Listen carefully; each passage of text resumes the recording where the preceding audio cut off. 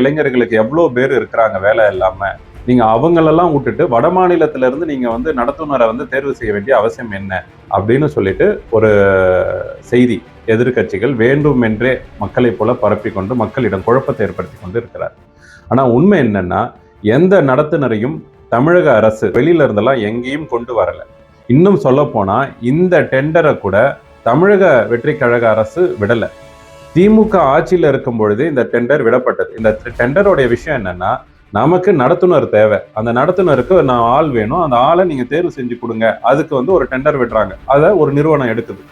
அது தமிழ்நாட்டு அளவுலையும் கலந்துக்கிட்டாங்க. அந்த டெண்டர்ல எல்லாமே கலந்துக்கலாம், எல்லா மாநிலத்தில் இருக்கிறவங்களும் கலந்துக்கலாம், தமிழ்நாட்டை சேர்ந்தவங்களும் நிறுவனமும் கலந்துக்குச்சு. ஆனா அந்த நிறுவனத்துடைய டெண்டர் பாத்தீங்கன்னா அந்த வடமாநில நிறுவனம் தான் எடுத்திருக்கு. அந்த டெண்டரை எடுத்து அது இப்போ அறிவிப்பு கொடுத்திருக்கு. தமிழக வெற்றி கழக அரசு வந்ததுக்கு அப்புறம் அந்த டெண்டரை நம்ம ஃபாலோ பண்ண சொல்லி. அந்த டெண்டருடைய அர்த்தம் என்னன்னா, உடனே நம்ம டெண்டர் வடமாநிலம் நிறுவனம் எடுத்துட்டாங்க அப்படிங்கிறதுக்காக வடமாநிலத்திலிருந்து நடத்துனரை இங்க விட்டு எல்லாருமே நம்ம தமிழர்களை விட்டு அங்கிருந்து இங்க எடுக்க போறோம் அப்படிங்கிற செய்திலாம் கிடையாது. அந்த வடமாநில நிறுவனம் தமிழ்நாட்டில இருந்து ஆட்களை தேர்வு செய்து கொடுப்பார்கள். சில தகுதியின் அடிப்படையில் நமக்கு தேர்வு செய்து கொடுக்க போறாங்க, அவ்வளவுதான்.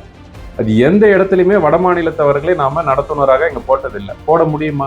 மொழி பிரச்சனை இருக்கு, புரியணும், மக்கள் கிட்ட இது பண்ணணும். இதெல்லாம் தாண்டி நாம் தமிழ் மக்களுக்காக, தமிழ் இளைஞர்களுக்காக, தமிழ்நாட்டில் இருக்கிறவங்களுடைய நலனுக்காக தான் நம்ம மாண்புமிகு முதலமைச்சர் அவர்கள் ஆட்சியில் இன்னைக்கு நடத்திட்டு இருக்காரு. அப்படி இருக்கும்பொழுது இங்கிருந்து விட்டுட்டு நம்ம போவாங்களா? யாராவது செய்வாங்களா? சும்மா ஒரு மக்கள் மனசுல குழப்பத்தை உண்டு பண்ற மாதிரியும் ஒரு ஆக்கப்பூர்வ விவாதமோ ஆக்கப்பூர்வ விஷயத்தையோ கொண்டு வராம மக்களை குழப்பம் அடைய செய்யறது, பீதி அடைய செய்யறது, பயமுறுத்துற வேலையாவே எதிர்கட்சிகள் செஞ்சிட்டு இருக்காங்க. அதனால இதை மக்கள் யாரும் நம்ப வேண்டாம்.